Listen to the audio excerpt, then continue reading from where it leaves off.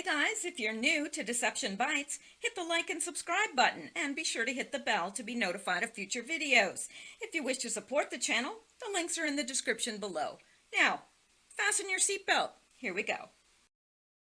Okay guys, I'm back and it is Friday, August 23rd, and it is 1:17 p.m. Eastern Time. Behind me is my furry feline friend, Xander, who I guess will be joining us for this video, but he may not stay for the entire video. He does have a mind of its own. And nearby is Sammy, who is very camera shy. All right, so I know I'm getting to this very, very early today. This is the earliest I've ever brought a video. However, a friend of mine, and if you don't like chatting, just fast forward a little bit. But anyway, a friend of mine had called, and gosh, we've been friends forever. Even when I was in the States, she phoned me probably every other day. And so she phoned, and she and a friend of hers are going to this Elvis impersonator festival at a very tiny town near here. It's called Tweed, but apparently Tweed puts on this huge Elvis festival, this Elvis impersonator festival, where impersonators come from all over to compete. So, you know, she thought that this sounded like a good time.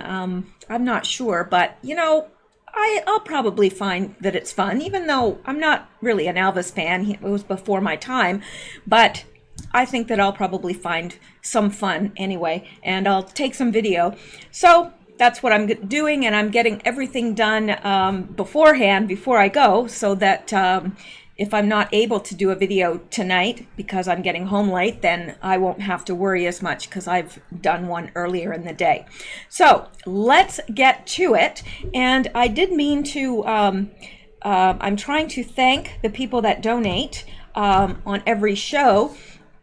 And I didn't forget. I didn't get the list. I didn't have time to get the list together, but I will for the very next video. So if you donated, I will mention you in the next video. I appreciate it so much. And let's get into this. Actually, I am going to delete that because it's not as informative as this link. We're going to get right into this. This by the DC Patriot, and I think you'll find this quite interesting if you haven't heard it already. Urgent. Another Arkansas whistleblower goes missing. You don't say. Wow, there's a lot of people that go missing in Arkansas. A lot of people commit suicide, and a lot of people, you know, are found murdered. Well, yeah, they're murdered, but they say that they killed themselves. So anyway, according to American journalist Patrick Howley, Child Protective Services whistleblower Kathy Hall appears to be missing. Oh, well, who is she? Well, we're going to find out. No one in CPS, that's Child Protective Services community, has been able to contact her since her flight yesterday to Washington, D.C. at 1 p.m. She is an angel mom and close friend of deceased Arkansas State Senator Linda Collins Smith, and was one of the last people to see Smith alive. Now, remember Linda Collins Smith, that was looking into missing children from Child Protective Services, and she was found killed and wrapped in a tarp in her driveway? Yeah, that one. Well, this is a friend of hers. Backstory on Kathy, for those that don't know. Kathy's husband is 26-year-old Purple Heart veteran, U.S. Army. She's an angel mom. The state of Arkansas allegedly stole the child of her daughter that was killed by an illegal and gave her to a Walmart executive. Yeah, so her daughter was killed by an illegal, and they gave her daughter to a Walmart executive. Arkansas State Senator Linda Collins Smith was assisting her before she was murdered. The following is from Patrick Howley. I received a text that Kathy Hall sent, according to a credible source, at 8:49 p.m. last night, which puts her time out of contact about 26 hours. Her location is still unknown. According to a friend of Kathy's, this is the latest timeline we have. 21st of August, 11:08, Kathy confirmed 1 p.m. flight to D.C. 11:20 a.m., she sent a message with contacts. Nothing since. Both flights were at airport. Broadened the search. This, hang on. Well, that's weird. Just says broadened the search, this, and then it cuts off. Anyway, this is still ongoing. She is missing. I heard that she was going to testify before Congress or something like that. I am almost positive. And let's see, I think they have her Twitter page here. No, that's Howley's. I thought she had a Twitter page, but yeah, I think this is it. No, it isn't. And it's not a link. But anyway, so this is very, very suspicious. I suspect that they will find her and they will declare that she has committed suicide, which would be ludicrous, because why would you pack and go to DC in anticipation of speaking to Congress or whoever she was speaking to? I believe it was Congress. Then kill yourself. That doesn't make sense. It's like the guy that was testifying against the Clintons that came from Haiti and packed his bags and everything, and he arrived at his hotel and he was found suicided.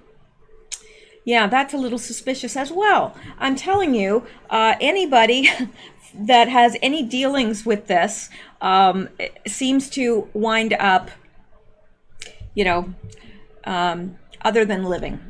They'll say it was a suicide, but some of the things that they declare a suicide, like Epic Find, are just, you would have to stretch the boundaries of your imagination to even consider it.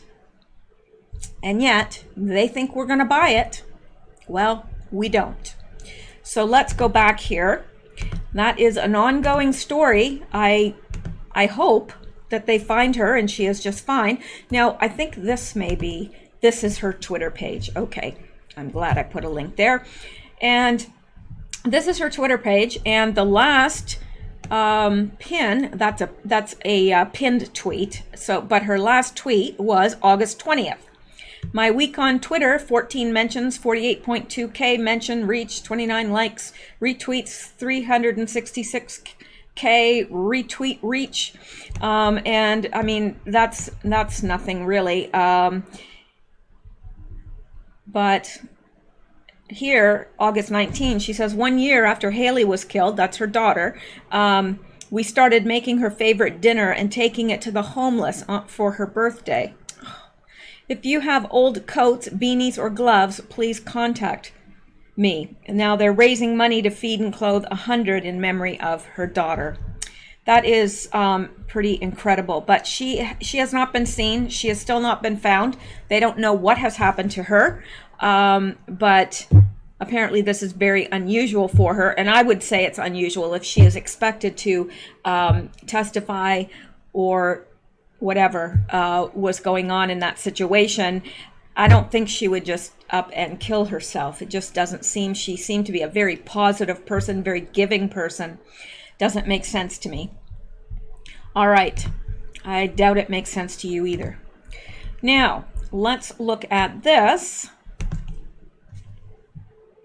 This is alarming to me. It's a totally different topic, but very alarming. If you have daughters, you need to let them know.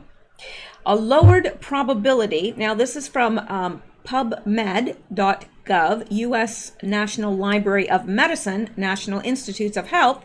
So I would imagine that it's right. And why would they lie about a thing like this anyway? Says a lowered probability of pregnancy in females in the USA aged 25 to 29 who received a human papillomavirus vaccine injection. So that is Gardasil. And how they were really pushing for everyone to get this. Everyone had to, oh, you have to have one. I didn't, which it doesn't matter now if I'm, can have a child or not. But anyway, it says that this is alarming. Really alarming. Birth rates in the United States have recently fallen. Birth rates per 1,000 females aged 25 to 29 fell from 118 in 2007 to 105 in 2015. One factor may involve the vaccination against the human papillomavirus, HPV. Shortly after the vaccine was licensed, several reports of recipients receiving primary ovarian failure emerged. The study analyzed information gathered in National Health and Nutrition Examination Survey, which represented 8 million 25 to 29-year-old women residing in the United States between 2007 and 2014. Approximately 60% of the women who did not receive the vaccine had been pregnant at least once, whereas only 35% of the women who were exposed to the vaccine had conceived. For married women, 75% who did not receive the shot were found to conceive, while only 50% who received the vaccine had ever been pregnant. Using logistic regression to analyze the data, the probability of having been pregnant was estimated for females who received an HPV vaccine compared with females who did not receive the shot. Results suggest that females who received the HPV shot were less likely to have ever been pregnant than women in the same age group who did not receive the shot. If 100% of females in this study had received the HPV vaccine, data suggest the number of women having ever conceived would have fallen by 2 million. Was this developed as some form of birth control? I wouldn't put it past them. Wouldn't put it past them at all. So this is quite alarming, really. It really is. So if you have a daughter or a daughter-in-law that is trying to conceive, that might be a factor, whether or not they've received this shot. Because apparently that you have less of an ability, or you have less of a chance of conceiving a child after you've had this shot. So, very interesting to me, and interesting that they are pushing this worldwide. Is it a form of birth control? I would say yes. I don't believe that they didn't know that. I don't. So, let's go on now. More to get to. Okay, now, this is another thing, California, that's going to make you shake your head. Again, we're not talking about all Californians, because there are some very good people in California that are conservative, that, are not on board with all this stuff. I think we tend to think that, well, if they're in California, they're a liberal and they're all for this. No, that's not the case at all. So we need to continue to pray for those people that are there and that are stuck there because of jobs or what have you, family, because these people are going through hell, really.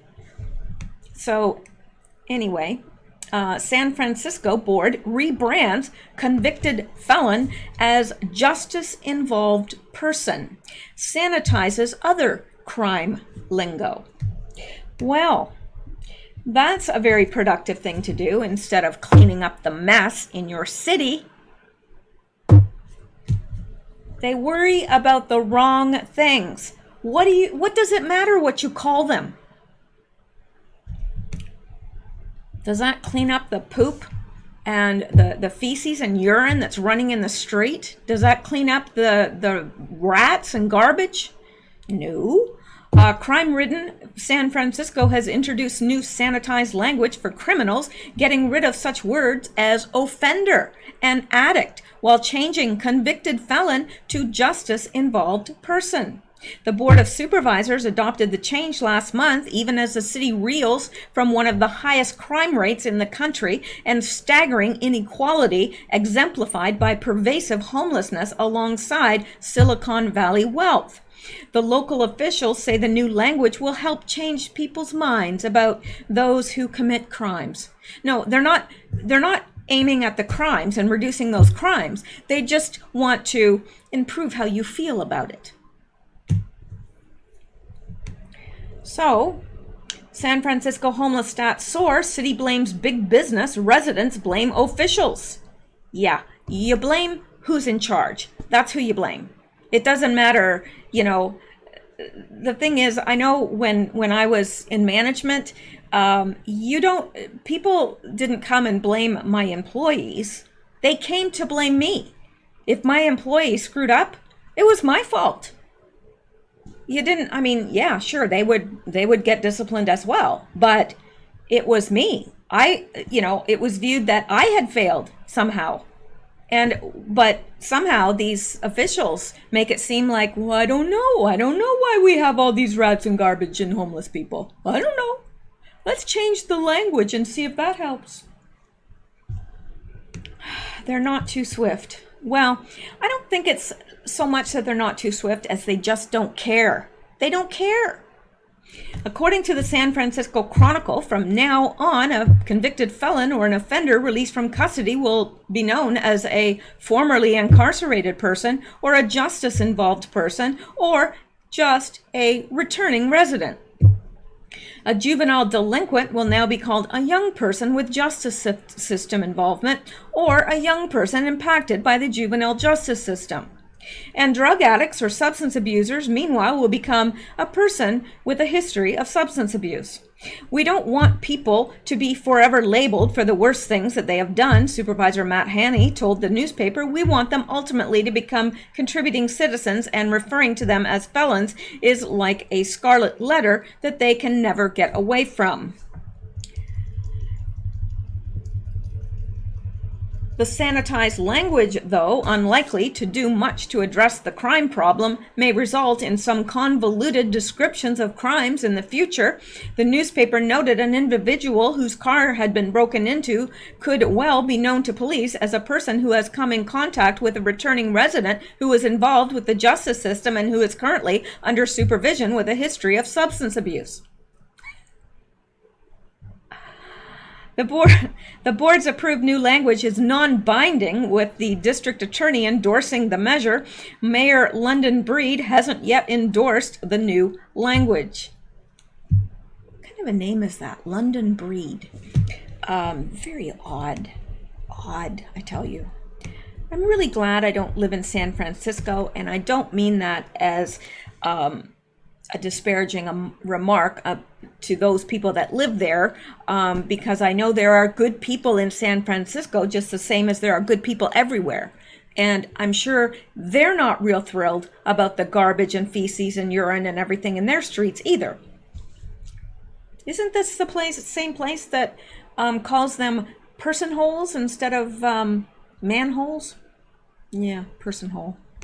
I think that's what they call them. All right, let's go back. There's more to get to. There's always more to get to. Now, let's look at this, because we can. And this scares the, I don't want to subscribe. Oh man, are you serious? It let me in before. Oh crap. I don't want to subscribe. Well, anyway, I'm not. I hate websites that do that. I hate it. Like, I hate being controlled and somebody telling me, oh, you can't see our news unless you subscribe and let us bug you to death with all these emails. Anyway, but what that article is about, and I don't know, I've got to look into this further, but Trump is considering, as part of the background check to see if people are mentally fit to be able to own a gun, is using Alexa and Google Home and whatever to listen in on them. and gather evidence. That's alarming. Alarming, if that's true, because who is the biggest, you know, he's the biggest criticizer of big tech. It's not that the big tech is the fault, it's that what they're using it for.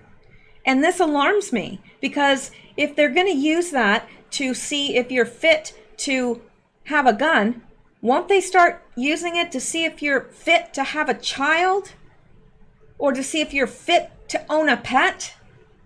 I couldn't believe all the paperwork I had to fill out to adopt a pet. Now, I understand. I think that they should do some screening, absolutely. But it was like, my gosh, nobody has to fill anything out to have a child. So it's a slippery slope. You use it for one thing, it becomes way too tempting to use it for another. Saying, you know, okay, what if somebody is, you know, under suspicion with CPS?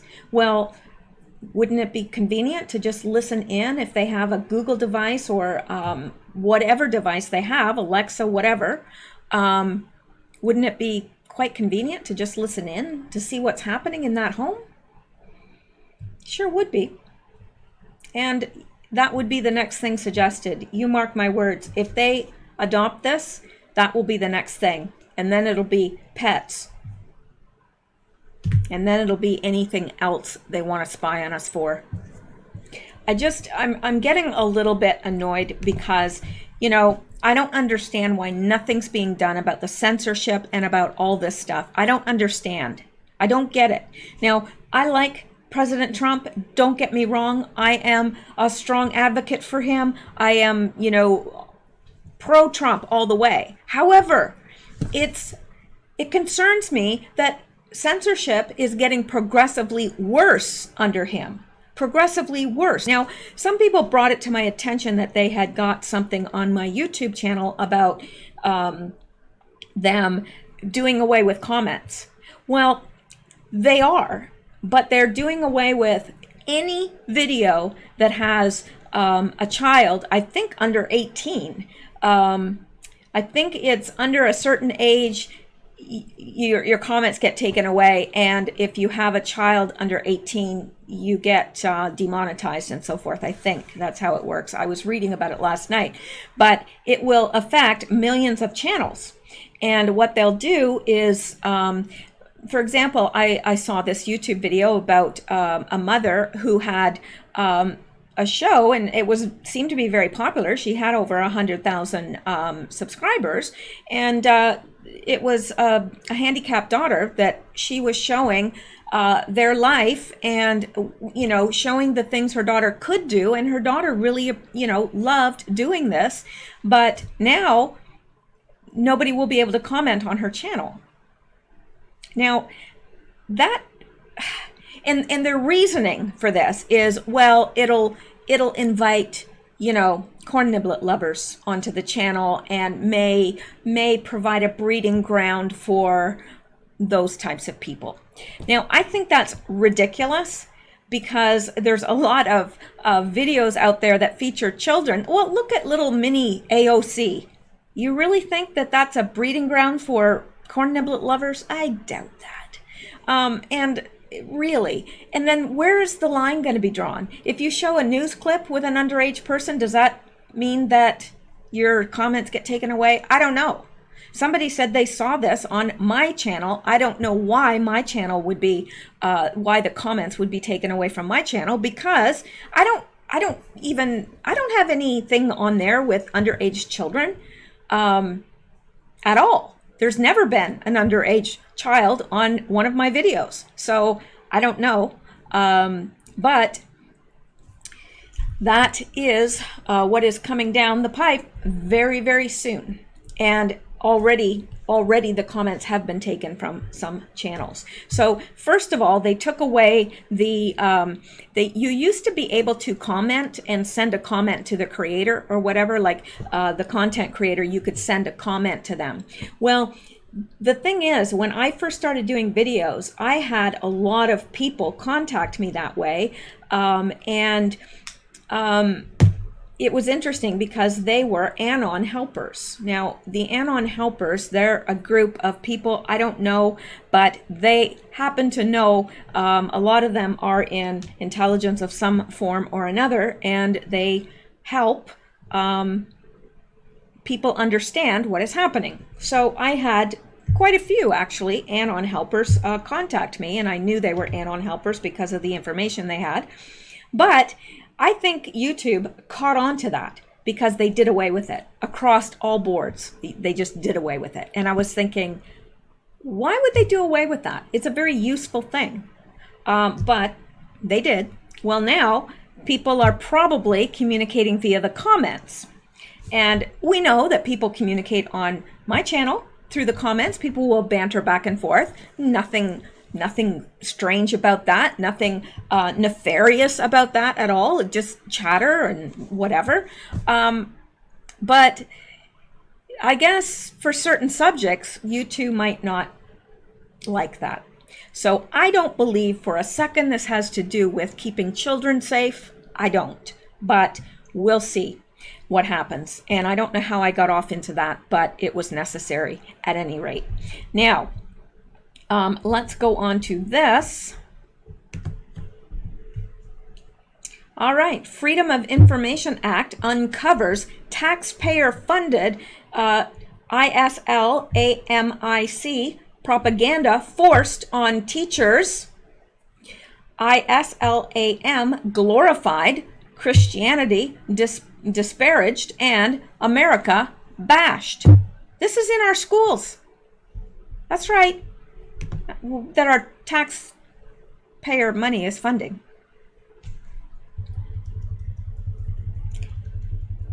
And it says school teachers, ISLAM's secret agents. In some ways, yes. Not that all teachers are bad. I respect teachers, and they have a very difficult job, especially now. But there are some that are promoting this very, very stringently.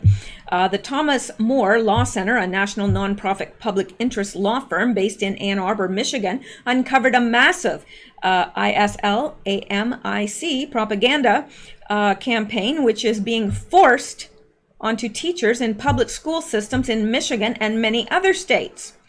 TMLC was concerned after hearing about a 2-day mandatory ISLAMIC training course for teachers taught by a Muslim consultant who was hired by Michigan's Novi Community Schools District. According to TMLC, the Thomas More Law Center filed a Freedom of Information Act request for documents related to this 2-day training workshop and discovered that the teachers were being told lies about ISLAMIC,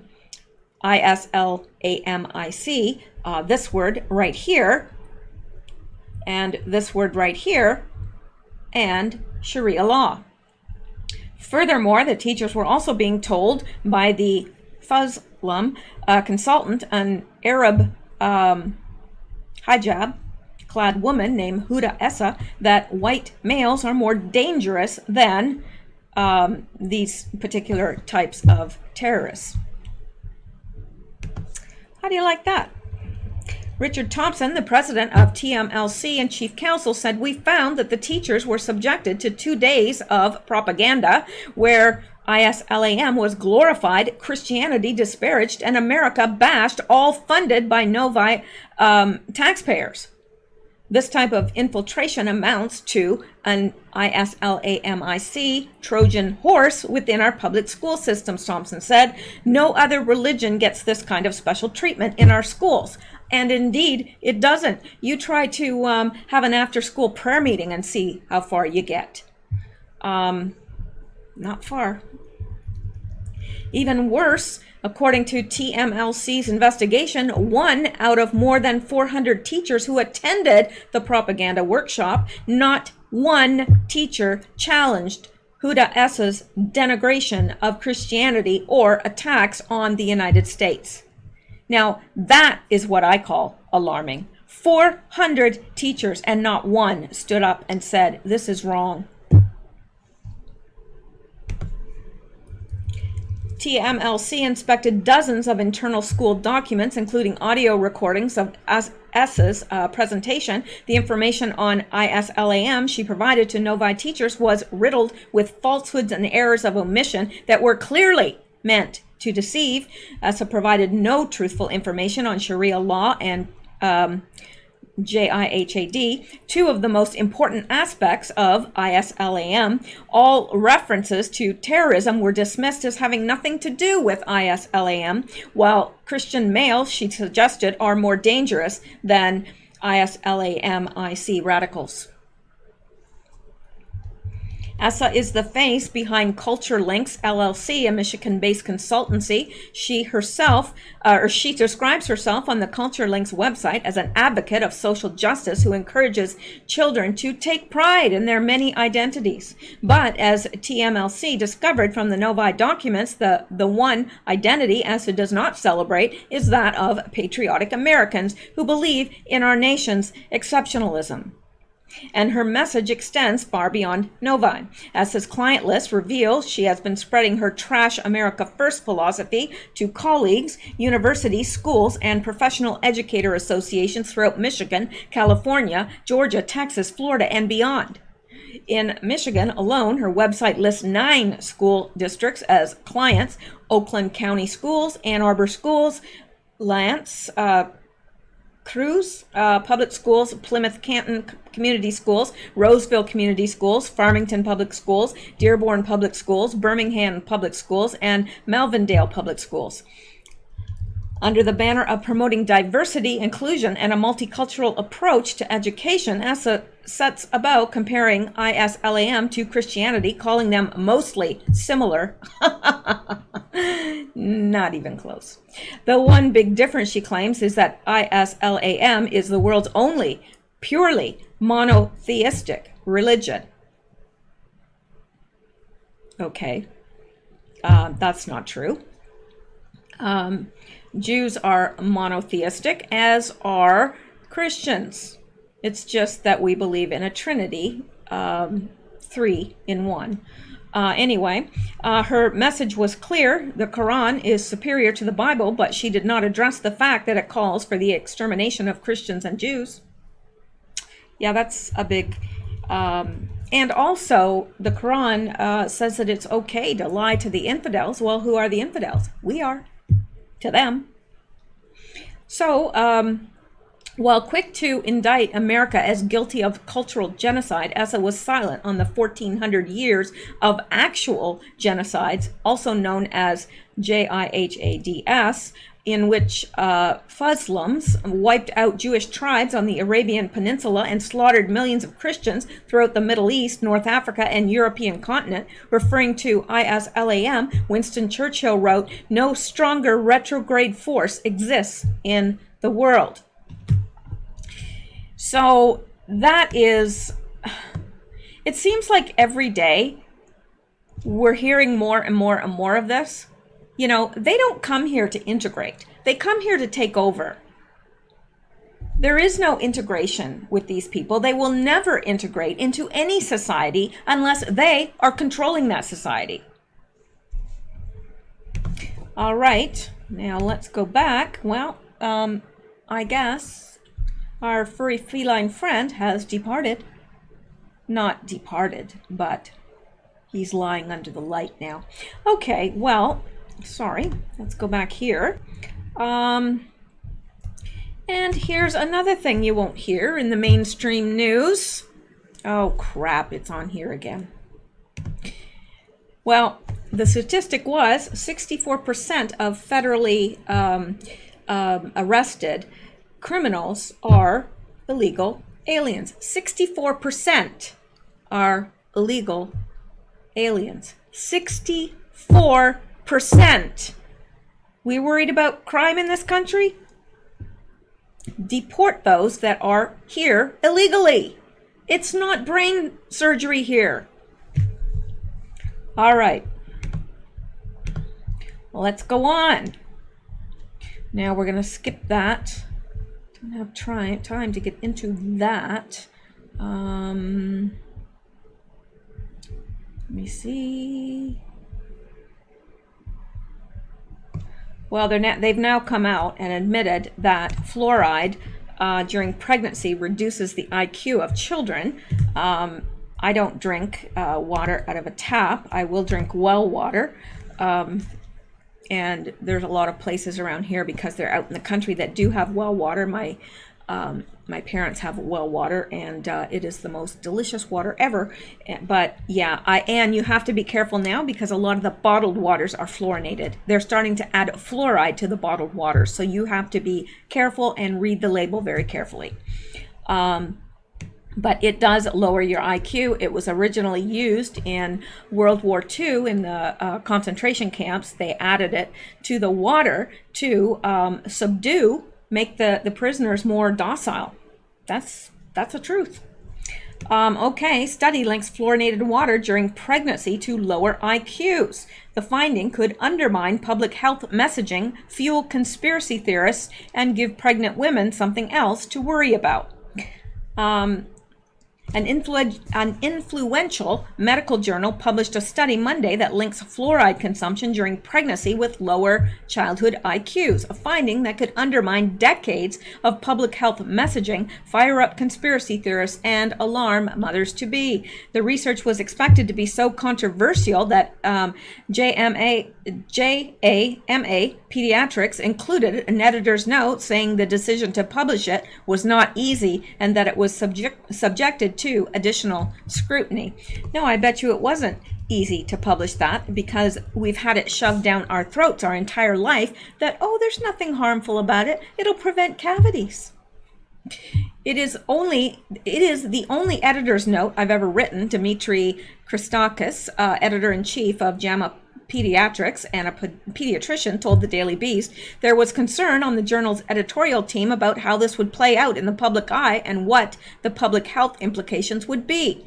About 3/4 of the United States drinks fluorinated tap water, which the U.S. Centers for Disease Control and Prevention declared one of the 10 greatest public health achievements of the 20th century because it dramatically reduces tooth decay.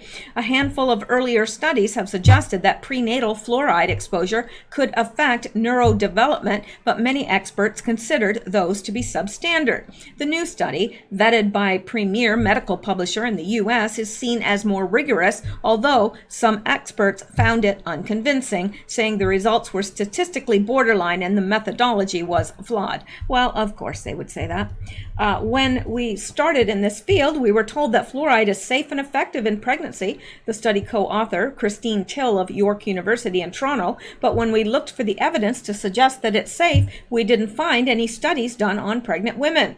They recruited 512 pregnant women from 6 Canadian cities and measured their exposure several ways, analyzing the amount of fluoride in their urine, looking at how much tap water and tea they drank, and comparing the fluoride concentrations in the community drinking water. Then, when the women's children were 3 or 4, the researchers gave them IQ tests and crunched the numbers to see if they could find any trends. We saw an association between prenatal fluoride exposure and lower IQ scores in children, study author Rivki Green said. Specifically, they found a 1 milligram per liter increase in concentration of fluoride in urine was associated with a 4.5-point decrease in IQ among boys, though not girls. Another translation, the boys of mothers with the most fluoride in their urine had IQs about 3 points lower than the boys of mothers of the least amount. Although critics of the study pointed to the different results by gender as a red flag, when the researchers measured fluoride exposure by examining the woman's fluid intake, they found lower IQs in boys and girls. A 1 milligram increase per day was associated with a 3.7-point IQ deficit among both.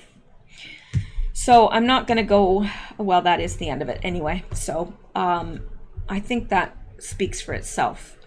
Most of us already know that fluoride use is unsafe, but not everyone takes it as seriously as they perhaps should. I don't want my IQ lowered at all. And I don't see why anybody would want theirs lowered. And so I just avoid water that could be fluorinated. It's easier to do than you think. So anyway, Now probably some still gets in through my skin because I shower in water that's fluorinated and bathe in water that's fluorinated, but I do try to keep it to a minimum, not the bathing and stuff because that would just be gross, but drinking it. All right, let me see. I think now this is just something a little bit weird, and I'm gonna click on this because everything else is too involved to get to at this late into the video. Anti-sex toilets will soak users with water jets and sound alarm. Now our toilets are spying on us. The new loos in the Welsh town of Porthcawl are also designed to prevent antisocial behavior, such as vandalism and drug taking. Smart toilets. We knew they were coming. All right. A seaside town is planning to install public toilets that will stop sexual activity by spraying amorous occupants with water and sounding an alarm. The new loos in the Welsh town of Porthcawl are also designed to prevent antisocial behavior such as vandalism and drug taking. The toilets will have weight-sensitive floors to make sure only one person is using each cubicle at a time. Well, what if that person weighs 500 pounds? Are you going to soak them with water and sound an alarm? Oh, call the fat police. Any violent movement will set off a water jet to soak users, sound an alarm, and automatically open the doors. Well, that would be lovely. You're there with your pants down and the door opens. The water jets will also be used to prevent smoking and drug taking, and the walls and floors will be resistant to graffiti. And how much are these toilets costing the community? That's what I'd like to know. Planning documents for the facility say rough sleepers will be deterred by a time limit on how long a person can use the cubicle for. What if they're having a very long evacuation process? What then? A time lock would also open and shut the toilets every morning and evening. Yeah. Well, some questions are being raised. Oh, really? Yeah, I bet they are. Some questions are being raised as to how the facility's weight sensor would work. Twitter user Leah said, weight-sensitive floors to detect more than one user? What baseline weight are they using? I'm easily the weight of two teenagers, and what about people who need assistance? I have to go in with my kids. That makes perfect sense, right? Another Twitter user said, if some poor old person falls over in the loo, they will probably get a free jet wash at the same time. Meanwhile, Jared Smith tweeted that as an ample lad, I am worried my weight might set off the two in the cubicle alarms. A total of 170,000 pounds is being spent on the futuristic toilets, with 135,000 pounds paid by the town council and 35,000 pounds paid by Brigend Council. They will replace the site's current facilities with the town council says, which the town council says have outlived their span. This is ridiculous, and I honestly can see lawsuits arising out of this. Because seriously, what if an elderly person falls in there and all the alarms go off and, I mean, okay, maybe that's a good thing that the alarms go off, that, alert somebody to the fact that someone's fallen. But really, and what about, I mean, if you're the size of two people, why should you be punished because you want to go to the bathroom? My gosh, people. Anyway, people will have to pay to use the toilets, but it has not been decided how much. Oh, well, now they're going to charge people to be sprayed, and this is ridiculous. Town councilor Mike Clark told the local Democracy Reporting Service, rebuilding the public toilets is an important element of Porthcawl Town Council's ambition to ensure that Porthcawl is a great place to live, work, and to visit. Sure, it might be a great place to live, work, and visit, but I wouldn't want to go to the toilet there. My gosh, people. Unbelievable. So anyway, well, I am going to, I know that it's a little bit, I'm a little bit under an hour. I usually do around an hour, but I am going to start doing more videos in shorter time. But anyway, let me know in the comments below what you think of any of these stories, and because, well, I for one find them amusing. So yeah, it's my entertainment. I don't get out much. So yeah, please do leave comments, and check back. There may be another video tonight, but I don't want to promise it because I don't know. But there will definitely be a video tomorrow as well. So I will see you guys later. Stay safe, stay well, stay blessed, and that's right, keep seeking truth, because that's what Xander would want you to do. Absolutely. I was going to say good night, but it's not night. Good afternoon.